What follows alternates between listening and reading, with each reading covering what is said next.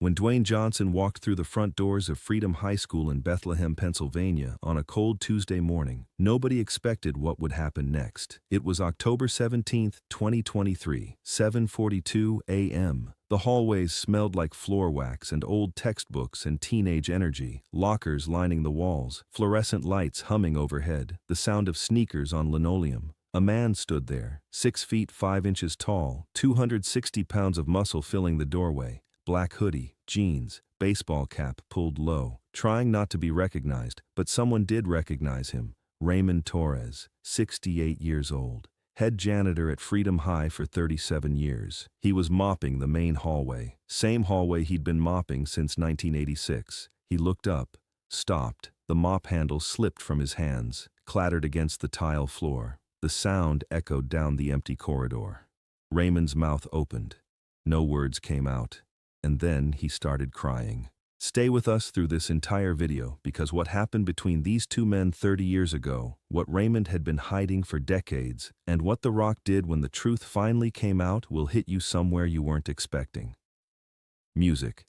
The school was exactly as Dwayne remembered, same brick walls with faded paint, same trophy cases displaying decades of football championships, same smell of cafeteria food drifting from the kitchen, scrambled eggs and burnt toast, 1,200 students, working-class town, steel mills and determination. The air conditioning hummed the same off-key note it had hummed in 1992. Dwayne walked slowly down the hallway. His massive frame cast long shadows under the fluorescent lights. His footsteps echoed, each step a memory, the weight room where he'd lifted, the cafeteria where he'd sat alone, the locker where he'd hidden his pain. He hadn't been here since 1993, 30 years. Raymond stood frozen, tears streaming down his face, his hands shaking. "Mr. Torres?" Dwayne said quietly. Raymond put his hand over his mouth, shoulders shaking. "You remember me?" Raymond nodded, couldn't speak. "I remember you too," Dwayne said. His voice soft, gentle, the voice that had spoken to millions, but right now it was just for one man. "I remember everything. But to understand what happened next, you have to go back. You have to go back past the movies, past the WWE championships, past the $20 million paychecks, past all of it. You have to go back to 1992, to a 15-year-old kid who was drowning and didn't know how to ask for help. September 1992. Dwayne Johnson was a sophomore at Freedom High, 6 feet 4 inches already, 225 pounds, played football, defensive tackle. Good grades. From the outside, everything looked fine. From the inside, everything was falling apart. His family had moved again, 8th move in 6 years. His father, Rocky Johnson, was on the road wrestling, gone for weeks at a time. Money was tight, always tight. They'd been evicted twice that year alone, and Dwayne was depressed, not sad, depressed. The kind that sits on your chest at 3 a.m., the kind that makes getting out of bed feel impossible. The kind nobody talks about, especially not 15-year-old football players. One morning in October 1992, Dwayne sat in the locker room after practice, 6:45 a.m. Everyone else had left. Coach had left. The building was quiet. He put his head in his hands. Raymond Torres walked in, same age as Dwayne's father, salt and pepper hair, work uniform, carrying his cleaning cart. "You okay, son?" Dwayne looked up, wiped his face quickly. "Yeah, fine." Raymond didn't move, just looked at him. "You're here early every day," Raymond said. "You leave late. You sit here alone." Dwayne didn't respond. Raymond pulled over a bench, sat down across from him. "I'm not fine either," Raymond said quietly. "Most days. Haven't been for years." Dwayne looked up at him. "My daughter," Raymond continued. "She died 3 years ago. Car accident. She was 16, your age. Her name was Sophia. She wanted to be a teacher. She had your same smile, the one you used to have before whatever happened." The locker room went completely silent. "Every day I wake up," Raymond said, "I think about not getting out of bed, about giving up, about how much easier it would be to just stop. Her room is still exactly how she left it. I can't move anything." Dwayne's throat tightened, his eyes burned. "But then I come here," Raymond said. I mop these floors. I clean these lockers. I see kids like you, working hard, trying, fighting, and I think, if they can keep going, so can I. He stood up, put his hand on Dwayne's shoulder. Whatever you're carrying, son, you don't carry it alone. You hear me? Dwayne nodded, couldn't speak. Raymond started to walk away, then he turned back. I'm here every morning at 6 a.m. If you need someone to talk to, I'll be here. Music and Dwayne showed up the next morning, and the morning after that. And for the next 2 years, not every day, but enough to matter. They didn't always talk. Sometimes Dwayne would just sit on the bench. Raymond would mop around him, the rhythmic sound of water and cloth on tile. The silence was enough. The presence was enough. Sometimes Dwayne would help him move equipment, stack chairs, wipe down mirrors, working side by side, no words needed. Sometimes they did talk, about depression, about loss, about feeling like you'll never be enough, about fathers who are gone too much, about money that never comes, about dreams that feel impossible. One morning Dwayne asked, "Does it ever stop hurting?" Raymond said, "No, but you learn to carry it better." Raymond never judged, never preached, just listened, and once in a while he'd say something that stuck. "Success isn't about being perfect," Raymond said one morning. "It's about showing up when you don't want to. That's it. That's the whole thing." June 1993. Dwayne graduated Freedom High, full scholarship to University of Miami, football. His dream was coming true. He walked across that stage, shook hands with the principal, found his parents in the crowd, but there was one more person he needed to see. The day before he left, he found Raymond in the gym, late afternoon, golden light through the windows. Raymond was wiping down the bleachers. "I'm leaving tomorrow." Raymond stopped, turned around, looked at this massive kid who wasn't a kid anymore. "I know. I'm proud of you." Dwayne's voice cracked. "You saved my life." "No," Raymond said. "You saved your own. I just showed up." They hugged. This massive teenager and this janitor. In an empty gym. Nobody watching.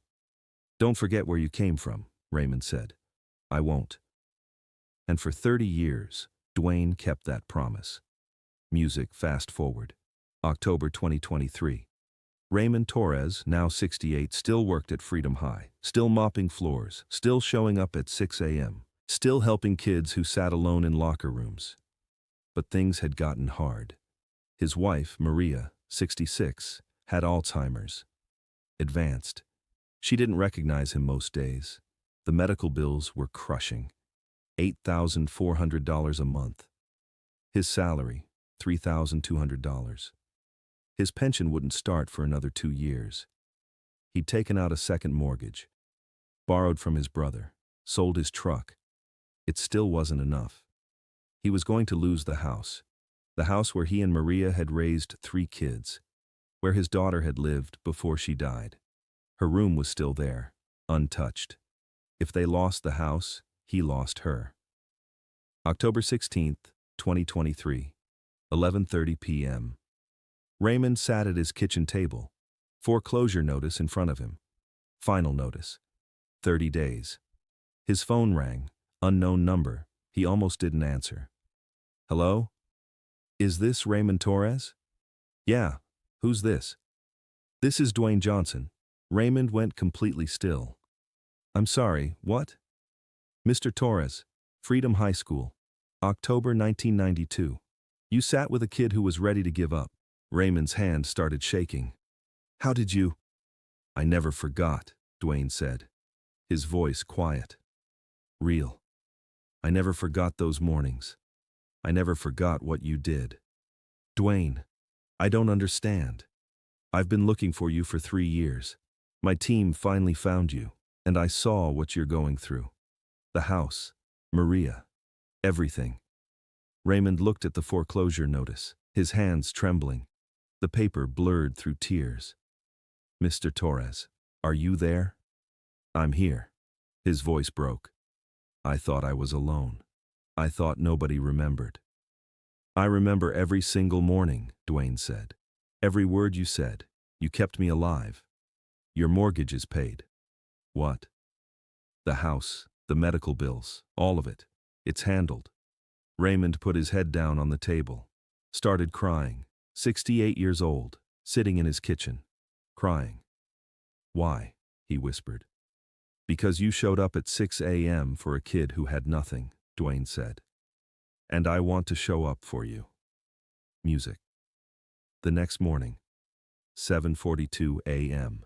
Dwayne walked into Freedom High. Raymond was there. Mopping, he looked up, saw him, and broke down. They stood in that hallway, the same hallway where Raymond had mopped for 37 years. The same hallway where a 15-year-old Dwayne had walked, drowning, not knowing if he'd survive. The same fluorescent lights, the same linoleum, but everything was different now. Dwayne pulled him into a hug. This movie star worth hundreds of millions, and this janitor who made $3,200 a month in an empty high school. At 7:42 a.m. on a Tuesday, Raymond's whole body shook. Dwayne held him tighter. Neither man spoke for 47 seconds, just held on. You came back, Raymond finally whispered. I told you I wouldn't forget. Dwayne pulled out his phone, showed Raymond something, an Instagram post, scheduled to go live in 18 minutes. I'm telling our story, Dwayne said. I want people to know what you did. I didn't do anything special. You showed up for a kid who needed someone. That's everything. Music. Here's what nobody knew. That Instagram post went viral. 62 million views in 12 hours. The caption read, "This man saved my life when I was 15 and drowning. He showed up at 6 a.m. every day. He never asked for anything. He just listened. 30 years later, I finally found him. And now it's my turn to show up. Hashtag remember who showed up." The photo. The two of them in that hallway. Raymond crying, Dwayne holding him, and people started coming forward. Students Raymond had helped over 37 years, kids who sat alone, kids who needed someone to listen, kids who were drowning. 43 people, 43 stories, all of them saying the same thing. Raymond showed up. Sarah Martinez, class of 1998. He found me crying in the bathroom, sat outside the door for an hour, just talking through it. Michael Chen, class of 2004. My dad kicked me out. Mr. Torres let me shower in the locker room before school for 3 months. Never told anyone. Jessica Williams, class of 2011. He gave me lunch money every day for a year. Said it was extra from the lost and found. There is no lost and found money. 2 weeks later, Dwayne announced the Torres Foundation, named after Raymond. Mission support school staff who go beyond their job.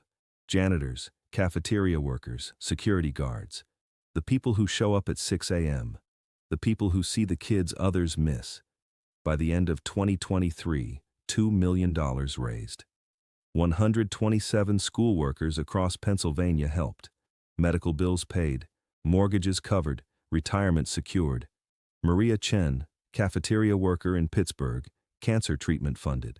James Wilson, bus driver in Harrisburg, home saved. Patricia Adams, janitor in Philadelphia, daughter's college tuition paid. All because one man mopped a floor and saw a kid who needed help. Today, Raymond Torres still works at Freedom High. Still shows up at 6 a.m. Still mops those hallways. Not because he has to, because he wants to. Because some kid might need him today the way Dwayne needed him in 1992. The medical bills are covered, the house is safe. Maria gets the care she needs. She has good days now, days when she remembers, days when she smiles. And in the main hallway there's a plaque now, bronze, mounted on the wall next to the trophy case. The people who show up at 6 a.m. change the world. DJ. Students walk past it every day. Most don't stop to read it, but some do, and those are the ones Raymond watches for. Before you go, drop a comment right now and tell us where you are watching from. New York, California, Texas, Pennsylvania. We read every single one, and we love knowing where our community is coming from all around the world. And if this story moved you even a little, if it made you think about someone who showed up for you, please hit that like button right now. It takes 1 second, and it helps this story reach someone out there who needs to hear it today. Someone who's showing up every day and thinks nobody notices. And if you are new here, welcome. Hit that subscribe button and join a community that believes success isn't about forgetting the people who helped you. It's about going back and lifting them up. Share this video with one person today. Someone who shows up, someone who helps quietly, because that is exactly how change happens. One person, one 6 a.m. morning, one moment at a time. Now click on the video appearing on your screen right now, because we have another story about someone who started with nothing and changed everything. We will see you there.